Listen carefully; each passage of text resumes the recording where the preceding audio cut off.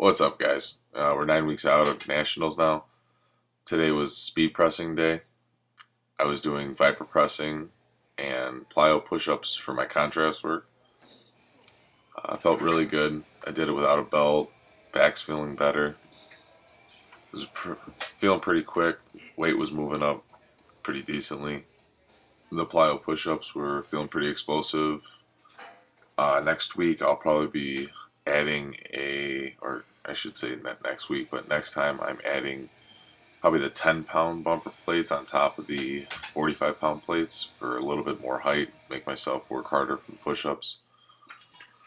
But today felt really good. I was moving some weight I haven't moved in quite a while. When I was doing my viper pressing before, I've always done it with a belt. Helps me be a little bit more explosive from down in the hole. Now 230, last time I tried it, I did have a belt on, and it was a pretty good grinder. That was maybe 2-3 months ago. So definitely this program is really helped me out with my overhead strength. My old PR was at 240, and that one was really bad. I had to really force that one at the top, but this one went up very, very easily. And it feels good to do it on my speed day with everything being timed. With my breaks are at 30 seconds around between the viper pressing and the plyo push-ups. Then the plyo push-ups are back to back, and about a 3-minute break in between. That's when I had I had to force it up at the top, but I stopped there. I didn't go any heavier. This isn't a max day. If it was a max day, maybe I would have tried to hit 260, maybe 265, depending on where I was at. But I'm really happy with the results I got. Log incline bench, seated military, and then some tricep work doing push downs was how I finished it off. Now today was my deadlift rep day. Was doing the trap bar work, somewhat mimicking a car deadlift, getting ready for nationals. I understand with the car deadlifts a little bit differently because it's on a pivot point instead of more free weight, but it's close enough. Getting that side, the neutral grip handles, getting ready for that instead of just the straight bar, which I've been used to.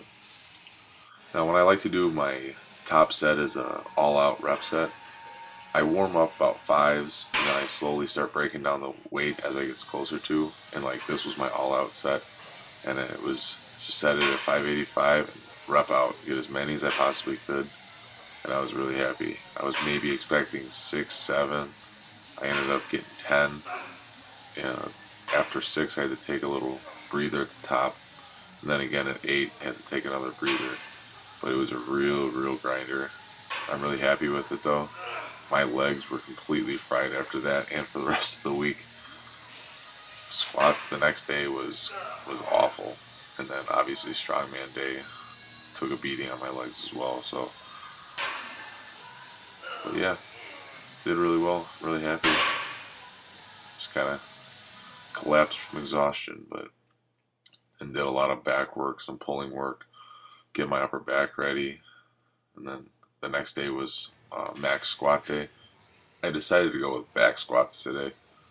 Haven't worked too much with back squats. Maybe doing back squats with pauses, like 3 to 5 second pauses at the bottom. But other than that, really haven't worked up a max and a back squat in maybe 9 months or so. The lighter weight felt great. Kept good form. Kept my chest up. Upper back tight. Like I said, haven't really worked up too heavy lately, so when you started getting heavier, I start slowing down. That's another thing too. I would really like to get my explosiveness in the squat up. There's 2 places I struggle in the squat. It's my explosiveness, and also we'll call it halfway up. About after I start coming out of the hole, maybe another 8 to 12 inches up. That's when I start hitting a pretty bad grinding spot, and it slows me down.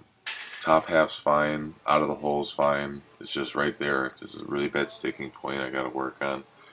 But I don't do back squats that often, so maybe when I get a little bit of time after nationals, I'll start building my back squat back up. 405, I had a little bit of struggle when I walked it out. I lost a little stability in my core. I took a took a deep breath, but didn't hold it in long enough to go down. Kind of messed me up, but the 425 felt a lot better than the 405, so I was happy with that. Well, stability-wise, anyway. Still had to kind of grind it out, but now 455. This was all I worked up to. Well, my legs were completely shot from yesterday doing the deadlifts, so I was really expecting to get a little bit more, but again, with my legs being as cashed as they were, I guess it wasn't too bad. I've never had a fantastic squat. I think 475 was my all-time max I've ever hit. I really want to hit 500 soon, but we'll see how that goes.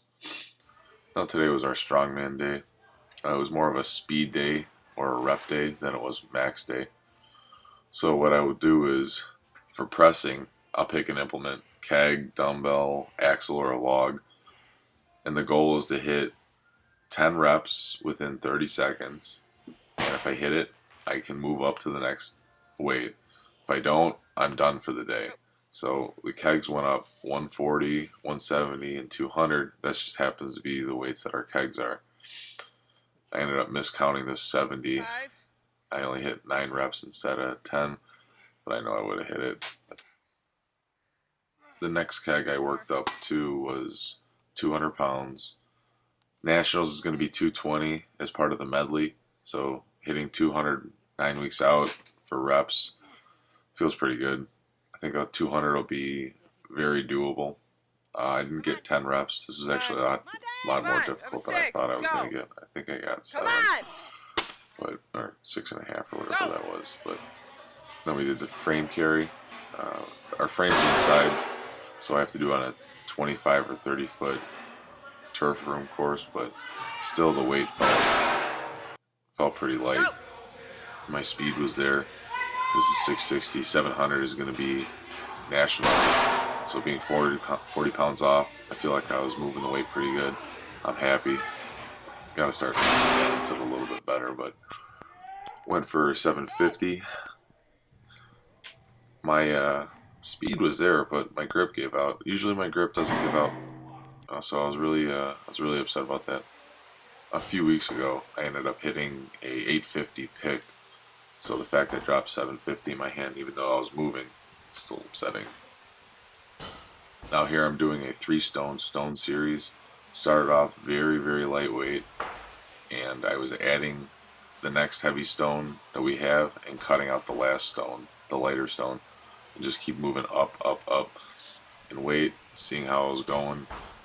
This is very taxing, especially after everything I've been doing this week with legs and then doing the frame carry, sprinting with the frame.